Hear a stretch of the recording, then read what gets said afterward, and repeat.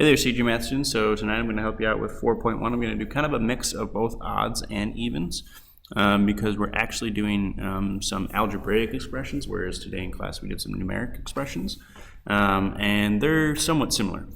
So the first thing you need to make sure you have is have your notes out.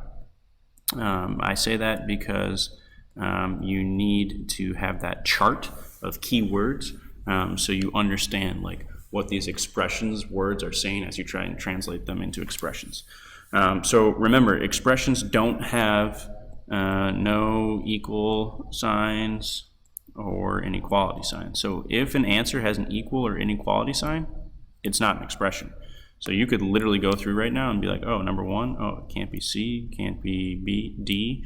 You could be like, oh, number two, can't be B, can't be D. Number three, oh, can't be C, can't be B. Like you could literally eliminate some answers just because they have equal or inequality signs. Those aren't expressions. Those are equations and inequalities. All right, so number one, 11 more than B. So that's that tricky phrasing, right? When you say more than something, right?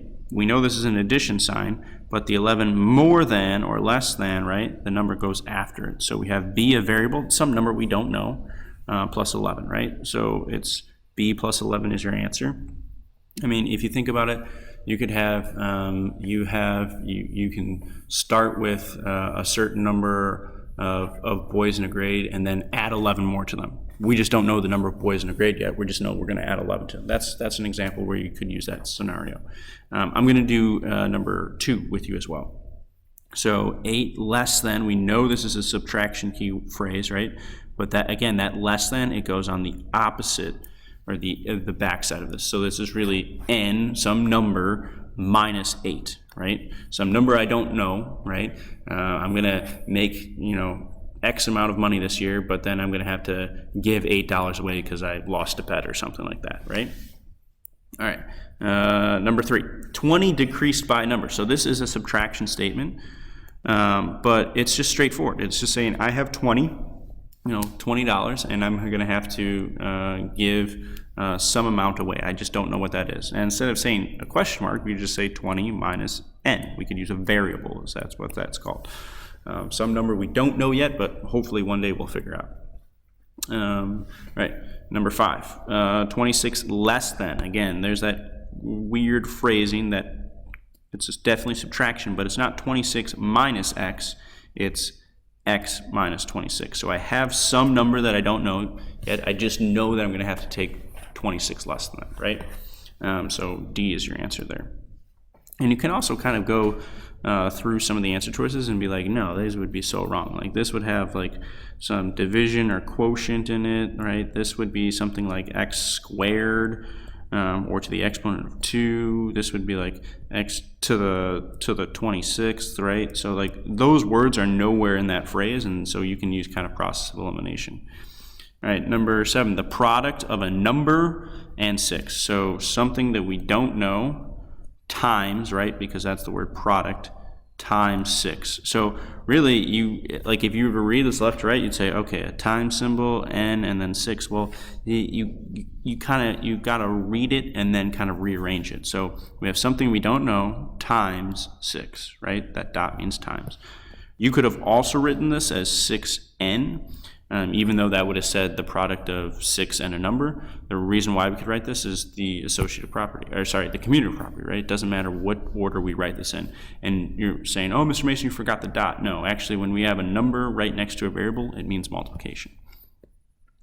All right, number 9 through 14 are very similar. So it says, okay, we have some number minus 6. Now give me what that verbal phrase would be. So m less than 6. A lot of you will jump right off the bat and be like, boom, that's it. That's the answer. But remember this phrasing less than, really this m would go back here and it'd be 6 minus m. So that's not our answer. The quotient of 6 and m, that would be 6 divided by m. No. Half of 6, that'd be like 6 divided by 2. No. All right, or you could even say 1/2 times 6, right? 6 less than n. It's got to be our answer, but let's see why. All right, we have 6. The key phrase less than is subtraction, but because it's less than, we put it at the end. So m minus 6, and that's exactly what we had to start with. D is our answer. All right, 11, n plus 7. So n less than 7? No, we know that's a subtraction statement. That's wrong. The product of n and 7? No, we know that's a time statement. So that's wrong. N times 7? Again, that's a time statement. So that's wrong. So it's got to be the sum of, and that makes sense. Sum means addition. So n plus 7, D. All right, so this is what I want you to do as you go through these answers. I don't want you to just circle an answer. I want you to justify why the other ones are wrong. Number 13, 16 over n, or 16 divided by n. Again, this less than is nonsense, is all this subtraction. So that would be 16 minus n. N cubed would be n to the third. Right, the quotient of n and 16, that'd be n over 16. The quotient of 16 and n, that'd be 16 over n. Key phrasing there is like which one came first, and we want the one that has 16 on top. So D. And 15. R dot 11, R times 11. 11 to the R, that would look like this. So nope, the product of R and 11. R times 11. Where did I get the times from? The product. The word product means times. Half of 11, that'd be 1/2 times 11, or 11 divided by 2. So nope, that's not the answer. 11 squared, that'd be 11 to the 2. Nope, that's not the answer. B is our answer. Right? All right. 17, 18, I want you to use order of operations. I want you to show your work. So P stands for parentheses. So 6, make sure you're using plus and negative on all these. So that stays the same. Plus and negative, plus and negative. So we have 16 plus negative 12 divided by 1 plus negative 3. So do the parentheses first.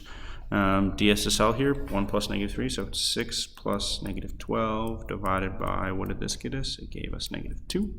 And then on this row, we're going to use the division here. Notice we have 2 negatives, so when a negative divided by negative will give us a positive. So we have 6 plus negative 12 divided by negative 2 gives us positive 6.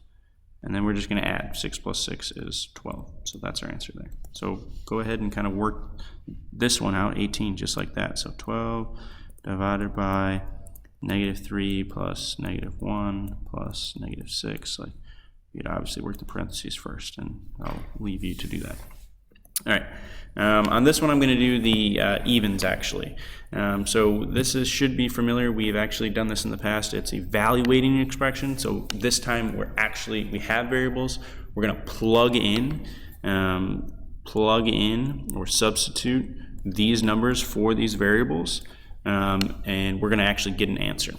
All right. So we have x plus 2z. So x is 7. So we say 7 plus 2, and then times. When we have a number next to a variable, it means to times. It does not just simply mean that this is 28.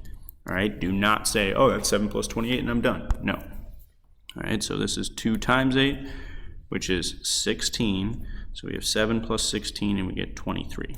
All right? I want to do 21 too, just to make sure you understand this whole concept of variables and numbers right next to each other means multiplication. So here we have 2 variables next to each other. It still means multiplication. We have 7 times z, which is 8, plus 3 times y, which is 15.